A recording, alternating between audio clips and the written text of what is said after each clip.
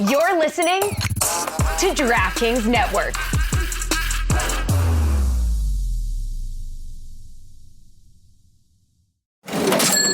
You know that sound. It's the sound of money hitting your Venmo account, a friend paying you back, or maybe it's getting cash back from your favorite business when you pay with the Venmo debit card, or it's realizing you can pay with Venmo at checkout at thousands of brands. Now, there are so many more ways to answer the question, what's your Venmo? Download Venmo today. The Venmo MasterCard is issued by the Bancorp Bank N.A. pursuant to license by MasterCard International Incorporated. Dosh Cashback terms apply. Ever since switching to T-Mobile, something weird has been happening. I get to cut lines. Oh, right this way. Who, me? I can stream shows at 30,000 feet. And I was able to buy reserve tickets for my favorite band. It's not just you. With T-Mobile, everyone can get VIP status. That means access to exclusive events and experiences just for being a customer. At T-Mobile, VIP means Y-O-U. Check out the VIP treatment at T-Mobile.com/benefits. This is the Dan Le Batard Show with the Stugotz podcast. This episode of the Dan Le Batard Show, Stugotz, is presented by DraftKings. DraftKings, the crown is yours. I know that the great disparity of attention is going to be sent the way of the Chiefs and the Bills as we get to the biggest football weekend before the biggest football weekend. The mother of all football weekends. But the other game, because it's a division game, and because of a lot of other reasons, the quarterbacks don't have the history as the quarterbacks that we have in the other game, where you've got Buffalo and Kansas City. And we just say it. The AFC's sexier, Dan. The AFC is just sexier.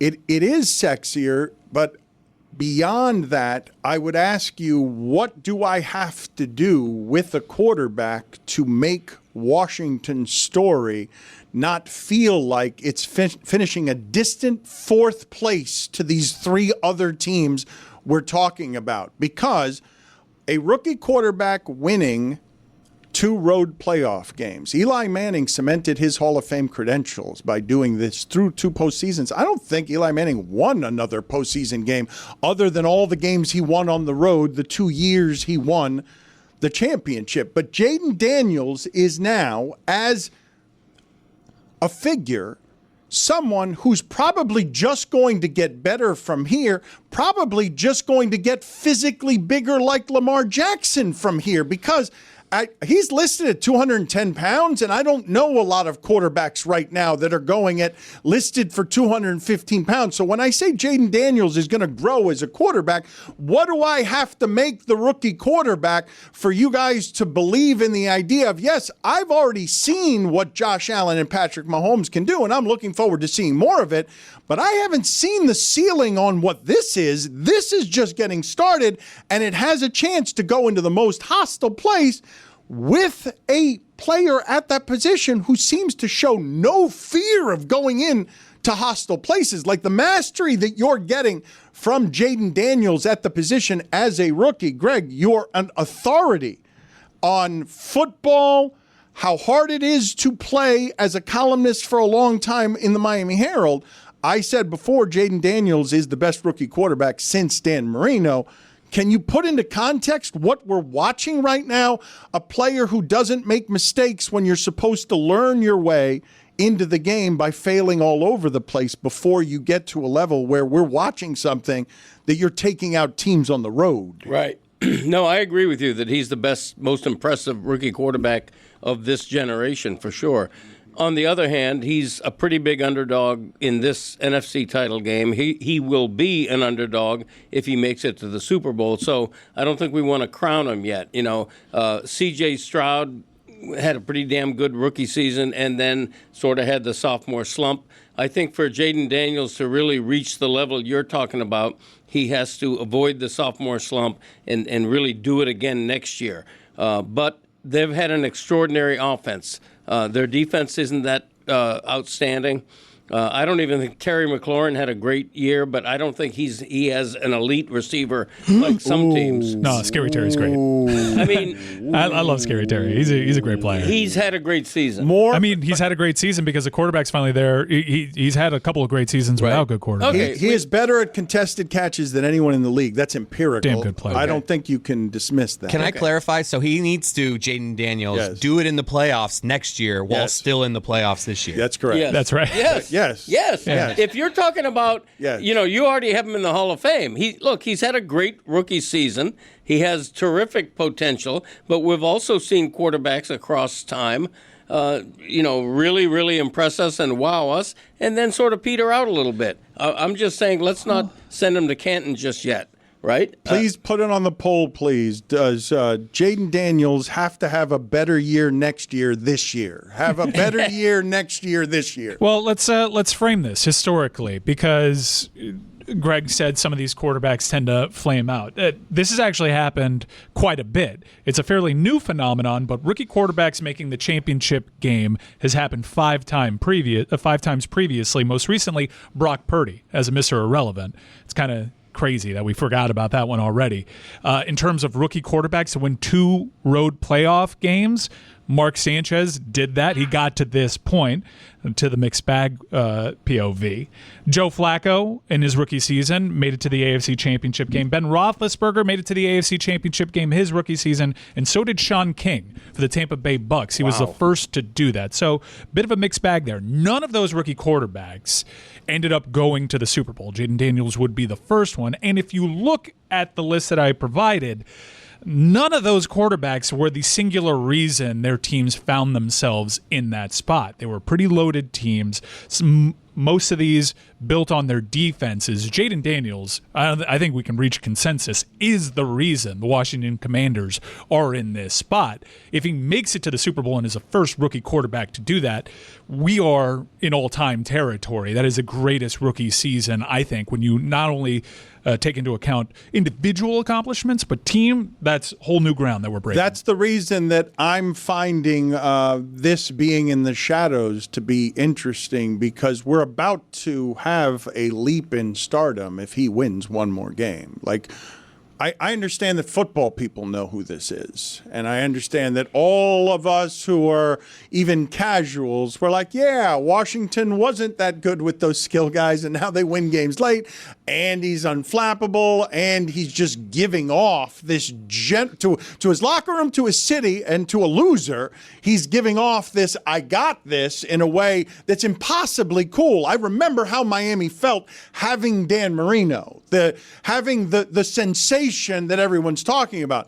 But the leap he's about to take, if he beats Philadelphia in Philadelphia, when we all know Philadelphia is better, and we're watching what is clearly the 4th best team. If Jayden Daniels can sneak in here somewhere, I don't know if people are rooting for it. I don't know what the United States is rooting for when it's Washington against Philadelphia.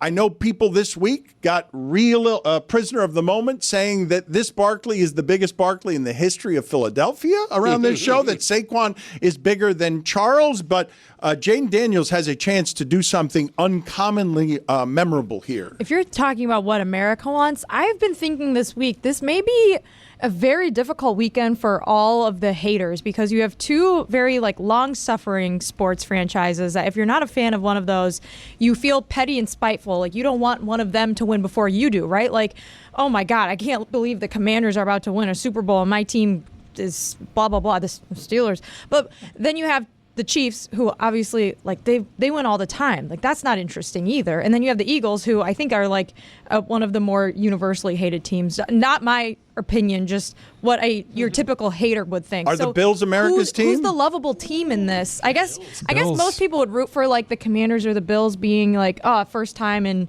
decades that they're in this position. That's interesting. But I think there are also a lot of petty sports fans that are like, screw you. You have Josh Allen. I'm sick of you. That's not fair. I wanted Jayden Daniels. Instead, I'm stuck with Caleb Williams, and the Bears stink, and now we're all having to convince ourselves Ben Johnson's going to be different this time.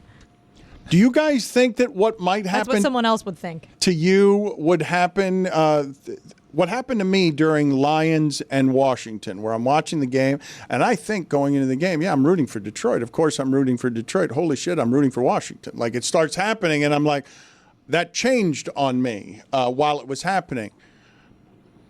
I believe what Jessica is saying is accurate. The most lovable, benign thing that America could get behind is long-suffering Bills Mafia fan base that when Mark Andrews does that, finds a way to donate thousands of dollars to Mark Andrews because consistently Bills Mafia is doing something that is both kind and passionate and not whatever you think of Philadelphia fans. even though that tailgating and breaking through flaming tables, like those people are nuts too, but they've got a charitable component and it masks some things. I think the Bills fan, 17 years without the playoffs before Josh Allen, 4 straight Super Bowls, losing all of them, an eternal echoing punchline. When you get your regional identity from being a Buffalo Bills fan, I brave the cold in order to support my team. Is that the team that America is rooting for because they're tired of Taylor Swift, tired of Kansas City, tired of Travis Kelce, tired of Patrick Mahomes, and they want the Bills to not only win now, but then win in the next round no matter who's available? I've never minded the Kansas City Chiefs throughout their entire run, even as the Taylor Swift thing was going on, and I understand how that rubbed people the wrong way because she's a woman. But this year it's gotten to me because of how they're doing it. You look at their numbers, you look at their point differential, you look at the fact that they haven't scored more than 30 points. Like it's they can't keep getting away with this. They're getting away with things that flawed teams do, yet you know that we still haven't seen the best Patrick Mahomes. It's a huge weekend for football, the mother of all football weekends. All these tickets are so in demand. It's hard to get in that building. Diana Rossini's husband can't even get in that building. Well, guess what, Diana Rossini's husband? What? Why don't you download the Game Time app, create an account, and use the code Dan for $20 off your first purchase, Diana Rossini's husband. Terms apply. Diana Rossini's husband. What time is it? Game time. You're married. Incredible. One stat here on the Jayden Daniels thing, because we mentioned that the other rookie quarterbacks that have found themselves in this position were carried by their defenses. I undersold it, Jeremy. Yeah, Kyle Brandt pointed this out after Jayden Daniels made the conference championship. So here's where team scoring defenses ranked for each of these quarterbacks. Brock Purdy, first. Mark Sanchez, third. Joe Flacco, third. Ben Roethlisberger, first. Sean King, third. Jayden Daniels, 18th. So he's been carrying Washington. Yeah, and Washington's especially bad against the run versus Saquon Barkley. Not a great matchup, I don't think. But, listen, Buffalo out-underdogs Washington in terms of if nationwide, America in general. If you're a dispassionate football fan rooting for the best story or what have you, you have to be a Bills fan. You just do. They haven't won. They haven't won anything since the AFL days. Let me ask the group a question, and I should tell everybody that we will have a bit of a skeletal show tomorrow in terms of staff, because on Sunday we're going to do a watch party here where we go up to the biggest game, and we're going to be here on Sunday doing a live show for you during the games, a watch-along, a simulcast. We love doing these. You guys love watching them. Greg Cody will be here, and we will have a more vigorous crew on Sunday than we have tomorrow. But the thing that I wanted to ask you about this, because it's been fairly amazing to watch Tom Brady hand over this particular mantle. The Chiefs are a confoundment, and just about anybody who's watching football would simply assign the weird math of this season of them having 2 losses and all the games being close with, oh, they took this from Brady. They know how to win. It's a thing that they know how to do. But I'm being told that that's a thing that Jayden Daniels also knows how to do. And I'm being told that in this game, this is a thing that Josh Allen does not know how to do. against this quarterback who knows how to do it. But if I showed you the season statistically, if I didn't tell you it was Patrick Mahomes, I just showed you where he was under 4,000 yards for the first time, 300-yard games, among the quarterbacks this weekend who won throwing for an average of 166 yards because of how confining some of the defenses make these things. Do you guys believe that you can articulate for me what knows how to win is beyond, I don't understand how they do that, and they keep doing that, so they must know how to do that? This is the best time to argue they know how to win, because I don't think we've ever seen a team. I guess there was a Lakers team that really coasted through the regular season and as a 5 seed learned to turn it on. And remember when the Heat really stumbled in their defense year in 2007. We just kept referencing, well, Shaq has done this before. But the Chiefs have the bona fides. The Chiefs have been there. The Chiefs are always there. They're omnipresent in this conversation. We've seen them win. So they're not met with the same skepticism that other flawed teams might be, even though this Chiefs team is flawed, because we've seen them do it before. And we know if there is a drive with 90 seconds or less on the clock, we are all terrified if we're opposing Patrick Mahomes. Yeah, but you say we've seen them do this before, and this is what I would tell you that we haven't seen. Everyone listening to this thinks Buffalo's better. I don't actually think so. Like, I look at the talent that Buffalo lost this offseason, and yeah, in the trenches it's not sexy, but I love that offensive line, and I love that defensive line. Greg Rousseau might end up being the highest paid player on defense. It's a lot of great stories, Miami but guy. These aren't. Yeah, thank you for pointing that out. We should, and I think he played 7 snaps against Florida. Thank you, Manny Diaz. But I think that this is really Josh Allen's year. And he went through the other guy that he's neck and neck in the MVP race. And we have never, in recorded history, seen a quarterback in the postseason go 0 for his first 4 against another quarterback. If the Chiefs win this, it'd be the first time that has ever happened. And it's another 0 for 4 that the Bills would have to their name. I love that he's in this position because he has to go through both those guys in order to get to the ultimate legendary status, somehow even surpassing Jim Kelly in that market, which was thought impossible. I do think it's Buffalo's year to win the Super Bowl. But when you talk about trying to quantify why the Chiefs win, why they know how to win, Andy Reid in his career has coached 35 games either after a bye or after an off week. His record is 30-5.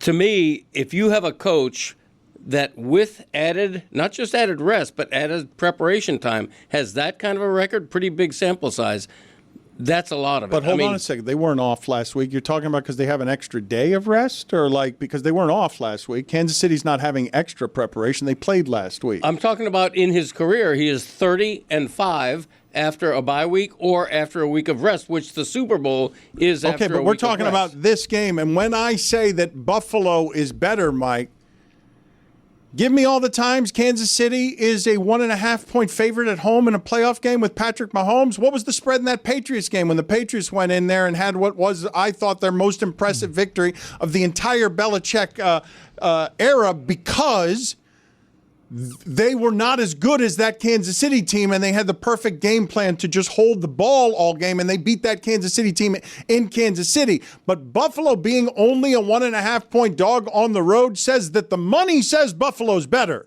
Like the record, here's what you have with Buffalo and Kansas City that's interesting. Kansas City's record is better. But if I give you all the other stats, including the quarterback, and don't tell you, if I just put them next to each other and say these people are playing these people, the only reason Kansas City is a favorite in this game by 1.5 The only reason is because people think that they know how to do that. That there's not, they will not lose this game because Patrick Mahomes knows how to not lose this game, being 16-3 in the playoffs with the same number of wins already as Joe Montana. In that 2019 AFC Championship game between Tom Brady's Patriots and Patrick Mahomes' Chiefs, the Patriots were actually 3-point dogs headed into that game and won outright. Imagine being in the Super Bowl so many times, you're just like, oh yeah, we're playing in the Super Bowl later. Like, do you think Patrick Mahomes even is like, cool, this is a great moment, this is so important? I think he just shows up and he's like, oh dang, cool. You have the added juice of, even though the Bills haven't got the better of them in the postseason, they almost did in one of the greatest games of all time. They beat them this year. They were the defeat in their record, really the lone real defeat, because I'm not counting that Broncos one with them resting all their starters. This one has so much juice to it that I do think he gets up for this, and it's his contemporary. It's a guy that everyone is pointing to, saying that guy's probably MVP, had a much better season than Patrick Mahomes, so he's going up against the best version of Josh Allen and the perceived weakest version of himself. I think he gets up for it. I think there's a reason why Buffalo is almost a pick'em game, 1.5 to 2 points, depending where you look. Buffalo's offense is better than Patrick Mahomes' offense this year. James Cook is a better running back than Kareem Hunt has been, who's averaging like 3.4 yards a carry. And the defense, I would say Kansas City has an edge on defense, but Buffalo's offense has been much better, appreciably better. I do want you guys to look up for me, though, in the Mahomes era here, how often they have been this small a favorite at home, because this is all about the point differential between these two teams. We've all seen Kansas City play all of these close games, and Buffalo blows people out more frequently. Almost never gets blown out. Neither does Kansas City. But we all remember watching Kansas City wheeze against Carolina this year. Just be overwhelming at every turn. What you've seen in the salary cap age as they've lost Tyreek Hill is basically Kansas City's offense gets 10 points shaved off it. Just, they used to be a team you expected 30-plus points a game. Now they're routinely in the low 20s because that's how they win football games with one of the, if not the youngest defense in the sport. But I'm not going to find a lot of times that there is the feeling that the team going into Kansas City to play in the cold is this small of an underdog. Right. The money is telling you that they think Buffalo is better, and the reason that Kansas City can win is that know how to win with snow and home field. Yeah, well, it's a cold weather team they're playing, too, so I don't think the weather is that much of a differential here. But keep in mind, Patrick Mahomes, by his standards, did not have an extraordinary season. Didn't even make the Pro Bowl, which is like unheard of. I mean, he makes the Pro Bowl every year. Can you guys look up for me some of the statistical ranks of Patrick Mahomes this year so that people understand that he was between 10 and 15 and sometimes under 15 in some places where that offense was limited and frustrating? Because this is not the Kansas City team you remembered, and it's getting credit based on previous incarnations of the Kansas City team because Travis Kelce just had 117 of their 177 yards, and people are saying he can turn this on. Yeah. I've seen this happen before. He can have 3 straight 100-yard games because he can just flip a switch and say, I'm not hurt anymore. This doesn't happen, really. Patrick Mahomes being a home dog or slight fave all that often. But it did happen in 2021. The Chiefs were really struggling out the gates, and they hosted Buffalo, which was a 1-point favorite on the road. Revenge playing a big factor in that game after one of the all-timers. And Buffalo ended up winning that game? Yeah, I believe so. You're asking big. a lot of questions. You're really testing my ChatGPT today. Well, so forgive me for this, but because this game is something that I believe the audience, this is super weird, man. This is a super weird situation to have in a game. One of the quarterbacks has been far and away better than the other the entire season, and on top of that has eliminated his primary weakness in such an enormous way that he's the best protector of the football in the sport. And I think people believe that he will fumble or intercept or get thrown interception on Sunday, and that he will figure out a way to not be able to beat the guy who knows how to win, because he's got to learn something about knowing how to win. And this is why we watch sports, dude.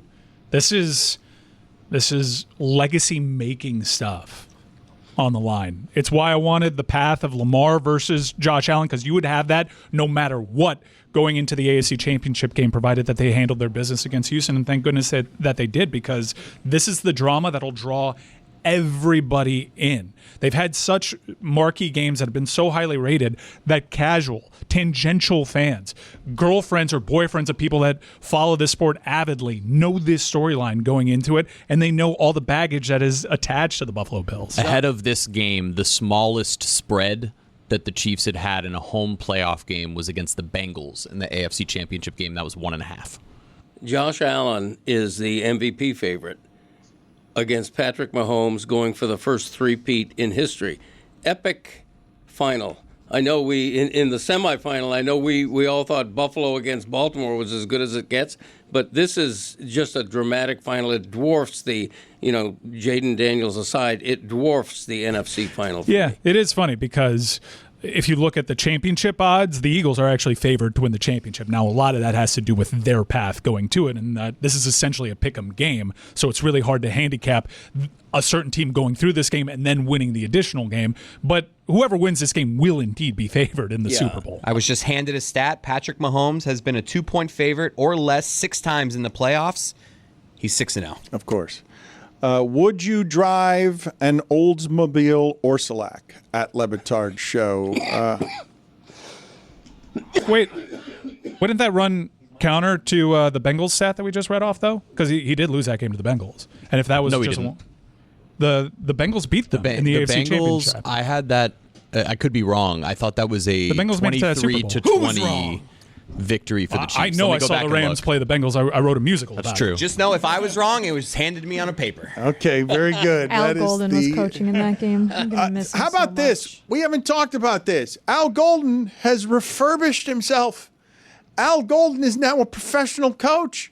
He is now, I know he was a professional coach before, but he is now coordinator. He is now in the NFL. He has revamped his entire image. Al Golden is now pristine, is he not? He is a coveted person. He gave us one last corner blitz. One last corner blitz on the way out. I'm going to miss him so much.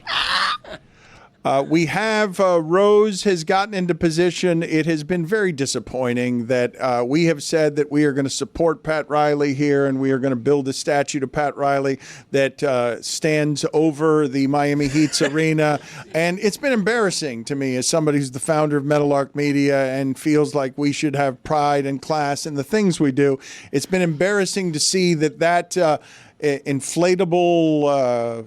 What do you call it, Jessica? Inflatable Wacky car? inflatable arm man. Okay. Tube man. Yeah, people know what you're talking about there. Tubi. Yes. His name's Tubi. Thank you. It's pathetic. Chris. Dan, we've heard your complaints. Video team, show him the new statue. We have a new one? We're panning over very dramatically here. Oh, we do have it. Hey! Oh, wow! Look at that! Look at that. Look Yes. at us. That's a statue. It looks like the actual guy. Look at that. It's Who is him. that? He's there. Hasn't aged a day. Looking young. Yes. Better likeness than the Wade statue. Pointing over. Like you see him there pointing at his arena. We got down to the bottom of the confusion. There were 2 AFC championships between the Bengals and the Chiefs. The one that the Bengals actually won, the Chiefs were bigger favorites in that game. They were -7. Yeah, I stopped listening as soon as there were a bunch of numbers. You want more numbers? No, I do not. Although I do want you to appear every once in a while as the superhero who comes on and annoys people with math. Dog, you're Isn't the that what one I do asking every for the day? numbers. I know, but people don't like the numbers, and then sometimes there are too many numbers, and in this particular case, we ended up with so many numbers that you guys just ended up confusing everybody with Bengals numbers that you couldn't tell whether they were right. Well, or you're not. the one that's just fallen in love with your new ChatGPT toy via me, and you're just putting me in a really tough spot here. I'll give you a number. Al Golden, he's like 6'6". I mean, he's really tall. Just understated, but so tall. Interesting. So much. I don't believe that that's true. He was You a don't? tight end, wasn't he? I think it is. The only reason I stood next to him, he didn't feel like somebody who was substantively You're like bigger 6'4". than me. Yes. He's gotten taller since he got to Notre Dame. Okay. Yes, he did. I think that happens sometimes. That's what happens when you stand on the shoulders of giants. He's ginormous, and I'm going I- to miss him so much. Put it on the poll. Did you think, or do you think, Al Golden is 6'6"? Greg Cody covered the University of Miami, and for some reason, you didn't blanch at all at that. Beyond, you didn't know that, I should say. You just said wow in a way that suggested that you were super surprised by him being 6'6", even though you covered him. If you'd have told, well, I didn't cover him directly. I haven't covered a UM coach full-time since Jimmy Johnson in the 80s. But to your point, I've been in Al Golden's company. I would have guessed he's about your height, 6'3", maybe. I would not have guessed 6'6". Can we settle on 6'4.5", maybe? I would take that. Okay, Yeah. I'll take that. Yeah. Good over-under. Hey friends, Jeremy here, and like a lot of you, I imagine, I'm someone who has multiple jobs, wearing multiple hats, working all sorts of different hours throughout the week, and it can be kind of exhausting. Did you know that sleep is actually one of the most important parts of recovery? Whether you're a pro athlete or you're just looking to crush your day, getting the right kind of rest is key, and that's where Sleep Number smart beds come in. Because since 2018, Sleep Number has partnered with the NFL to help elite athletes get the quality sleep they need to perform at their best. In fact, 80% of NFL players sleep on a Sleep Number smart bed. That's unbelievable. Tough workout? The Sleep Number smart bed can be adjusted to suit your needs. Firmer one night, softer the next, giving you the ultimate recovery boost. And let's talk about those sweaty, sleepless nights. I know they happen a lot here in South Florida. Well, the new Climate Cool smart bed adjusts up to 15 degrees cooler on either side with scientifically designed cooling programs to keep you comfortable and undisturbed. Why choose a Sleep Number smart bed? So you can choose your ideal comfort on either side. And now save 40% on the new special edition smart beds. Ends Monday. Shop a Sleep Number store near you. Sleep Number, official sleep and wellness partner of the NFL. See store or sleepnumber.com for details. Wow. What's up? I just bought and financed a car through Carvana in minutes. You? The person who agonized 4 weeks over whether to paint your walls eggshell or off-white bought and financed a car in minutes? They made it easy. Transparent terms, customizable down and monthly. Didn't even have to do any paperwork. Wow. Mm-hmm. Hey, have you checked out that spreadsheet I sent you for our dinner options? Finance your car with Carvana and experience total control. Financing subject to credit approval. If you're a pet parent like me, you know about Chewy. When they say they have everything you need to keep your pet healthy and happy, they're not messing around. Oh, look at this good boy and good girl over here taking an early morning siesta after their breakfast with the food we got from Chewy. Hassle-free, with auto-ship. To keep Dopey happy, Chewy offers over 100,000 products from brands my pets love. At prices I love too. Foods, treats, toys, beds, you name it, they've got it. To keep Izzy healthy, Chewy's got me covered with pet prescriptions, insurance, telehealth vet visits, and even vet clinics rolling out nationwide. My favorite feature? Auto ship. I never run out of essentials like food or litter. And I can update or cancel anytime, so no guilt trips from Dopey or Izzy. And everything ships right to your door in just 1 to 2 days. Oh, and Chewy isn't just for dogs and cats. They've got birds, fish, reptiles, and more covered too. Chewy has everything you need to keep your pet happy and healthy. Right now, you can save $20 on your first order and get free shipping by going to chewy.com/Dan. That's chewy.com/Dan to save $20 on your first order with free shipping. Chewy.com/DAN. Minimum purchase required. New customers only. Terms and conditions apply. See site for complete details. Dan Batard. A woman who was out swimming with her friends is believed to have been swallowed whole by a 13-foot shark without any of her friends noticing. That's the weirdest part about that story. You're swimming with friends, you're having a good time, and then all of a sudden, people are looking around and go, where's Shelly? Like, nobody screamed? Every friend group has a Shelly, though, that if they go missing because a shark ate them whole, you wouldn't notice. Classic Shelly. Exactly right. Yeah. Stugotz. She went quietly, apparently. If I'm swallowed whole by a shark, you're going to know it. This is the Dan Batard Show with the Stugotz.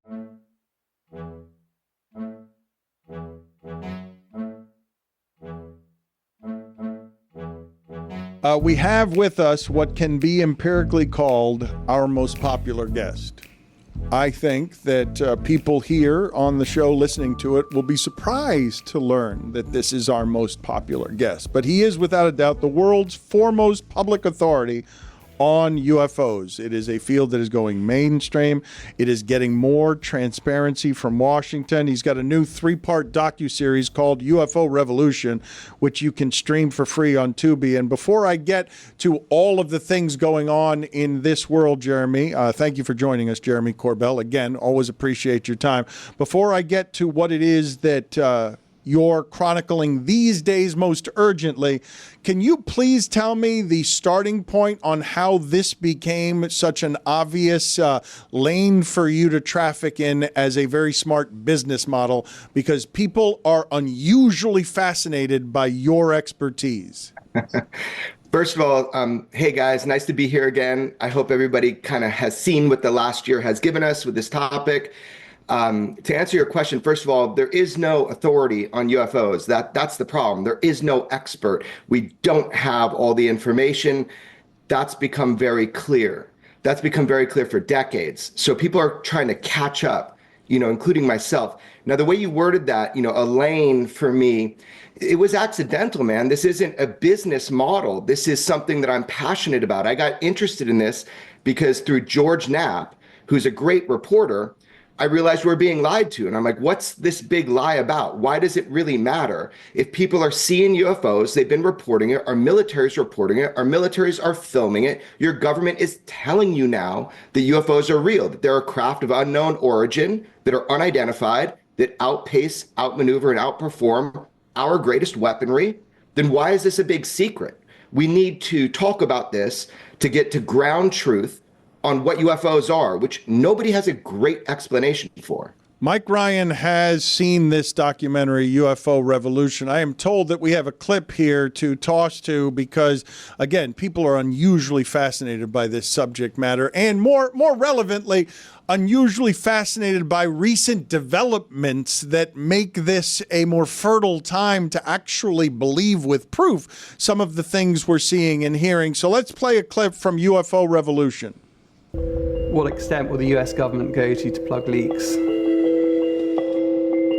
I try not to think about it.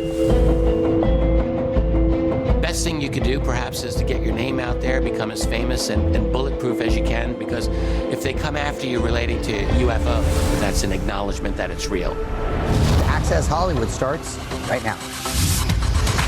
Join us now as investigative journalist and documentarian Jeremy Corbell. Good to see you. He's an investigative journalist and filmmaker. He's one of the world's foremost experts on the world of the unknown. Oh my God. Worth it. That was certainly my favorite part. That legitimately surprised me, seeing me dressed as Richard Simmons with that bald spot. Yeah, I think we just played that in order to show that. I don't think we want you to comment on you followed Mario Lopez on what what it is that was said there. But Jeremy, when you say that people are lying, like what are the most overt facts that you have that would suggest that we've been lied to for this long? Yeah, it's not a suggestion. If you go back in history and you just look at when people do Freedom of Information Act requests and everything is blacked out, it's overclassification, you've been told by people who ran these programs that there has been an operation to lie to the American public, to diminish it. It's historic fact that Project Blue Book back in the day was a whitewash. The whole point of it was to, quote, demystify the UFO topic, was to get people to stop believing or being curious about the UFO thing. Even the head of Project Blue Book, J. Allen Hynek, later came out and said, yeah, we were told to diminish it and to dissuade the public from being interested. And this was a government program back in the day. So this still keeps going. This keeps maintaining. The problem is that people that run these programs are now speaking publicly. George Knapp and I brought somebody on our show called Weaponized, Dr. James Lakatsky. He was the Defense Intelligence Agency representative for a UFO program that is now famously public. The New York Times helped break that story. And he told the American public, he told us about one. He said, we have a craft of non-human origin, and we've breached the hull of it. I mean, this is an engineer, a physicist who worked, verified in the UFO programs. You have David Grush testifying under oath to Congress, saying we have crash retrieval programs that are secret. They've been held from the American public. We're trying to reverse engineer these technologies, and that, people have been harmed and hurt for trying to come forward. Actually, he said people have died trying to come forward to talk about this. This is all under oath in Congress. That was the big step. I think that's why we're talking about this now, is because patriots, people that have worked for our country in the intelligence agencies, are now coming forward and saying this is a reality and we can't be blind to it, because if we're blind to it, then we're going to be behind. There is so much staggering evidence out there, and yet when you bring this up in the mainstream, people will, I'm sure you've been called a kook before, people will attack this as some sort of crazy conspiracy theory. And one of the prevailing theories as to why that is because the existence of some other life form, and I know there's a separation. UFOs are not necessarily alien life. And that's one of the big mysteries here. But just merely addressing this and giving it credence challenges a lot of the theologies, pretty much all of them, on this planet. So I guess this is a very roundabout way to ask you this. Is it easier to just cover the whole thing up and just treat it like this can't possibly exist, so we ignore it? Is that an easier cover-up than what if the actual cover-up is what you actually know is possible on this planet about technology or military advancements is pretty much just the tip of the iceberg, and the real secret here is what our capabilities are? Right. I mean, so this is the thing. Look, I've seen the climate change even on the show. Don't think I forgot the first time I was on the show. I was getting some words from somebody back there. Look, that's the thing. This conversation is progressing with or without every individual. There are people paying attention now. And I think that's so cool. I don't mind taking ridicule. I think this is important. I mean, I really think this is important. That's why my journalism is focused on this. You can attack people saying it, but we got to go to what are the facts? What's happening? You've now had 6 people testify in front of Congress telling you about the reality. You've had New York Times break stories. You have whistleblowers coming forward. A lot of times people come forward through the media, through TV, through movies. That's just like the way it has to happen if you don't have the microphone at Congress. So the climate has completely changed about this subject. Now, why the secrecy? This is something that I'm still trying to understand after all this time of working on it. The core of it, it may be our belief systems. It could shatter our belief systems, sure. But really, I think there was good reason at the beginning. During the atomic era, when we started lighting off nukes and being able to blow up the world, I think that there was a secrecy that was put in place, a kind of architecture for our safety is kind of the idea for national security, but also just security of our planet. So I think what's happened is you see that the UFO topic at first was being covered up because if this is true, we better get a handle on these technologies. If we can exploit this technology and get a technological advantage, whatever nation does that first, they win. If we can replicate these craft, if we can replicate what they do, it appears to be a different form or understanding of physics by the way these craft move. That's famously shown by the 2004 Tic Tac case with Commander David Fravor, who chased a UFO for the United States military. He testified in front of Congress. So my thought is that is the reason the secrecy was first initiated, was to try to exploit the technologies before Russia, before China. You might have had Representative Gallagher on this show before, if I recall. He talked about that. It's called strategic surprise. So maybe that's the reason. However, now we know UFOs are real. You've been told that, but that's as far as it's gone, and you can't put that away. Once that's been said, there are more questions coming. Now, is this going to shake the foundations of what we think about the universe, about us, about if you're religious, about your religion? I don't know. I have no idea. But I know if we don't address it, we're going to have major issues. Jeremy, if I could, because people want so much information from you and I have so many questions, let me do this a little more rapid fire. I'm going to limit you 30 seconds each time to each answer. Question number 1, what does your email inbox look like? It looks like a slot machine in Vegas at midnight. It's just constant. Of just people telling you, I saw this over here and it looked like a jellyfish and it was flying 100,000 miles an hour? All around the world, 24/7, UFOs are seen, they're filmed. People also just want to tell me their experiences.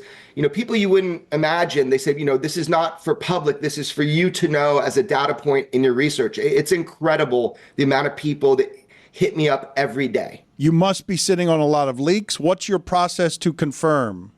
Great question. People get really mad that I sit on information. They say, well, if I just took my emails and put them out on the internet, it's not going to help anybody because the signal to noise, I take years. George Knapp and I have our own methods and our own sources. If we get leaks to us, if people leak stuff to us as journalists, it's a catch-all. We take them in. We have to vet, verify who's the person. Can they stand behind that? Can we see their documents?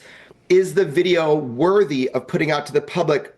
People also try to trick us all the time. They would love for me to make a mistake, to put something out that is easily explainable later. People try. So my process is trying over years with each case to see if I can verify the individuals and the information. Only 31% of Americans trust the mainstream media. It's a record low. Do you think Americans now prefer to believe independent journalists like you? I hope that the average American individual can see that we're not on script, that we say it like we know it at the time. I think there's a lot of great power in individual hands now for journalism, and it's going to take a lot of people. There is no expert on UFOs. It's going to take a lot of people looking at this. So I hope they do. TMZ presents UFO Revolution. It's a 3-part event. It's now streaming on Tubi. The greatest example that you have of shocking evidence most recently is blank. You know, in my series, the most recent one is there was a military filmed, it looks like the gimbal UFO, that very famous one that's gone all over the media in black and white. This footage looks green, and this object comes up in Iraq during deployment in a combat zone, and there's a Marine who contacted me, and you could hear what he has to say, and it looks like a saucer. It looks like the gimbal UFO. That's a pretty cool piece of evidence. Does the government plan to tell us at any time soon that something is about to arrive from another place and land here in 2027? Right. So this is something people are taking out of context that I talked about in my show.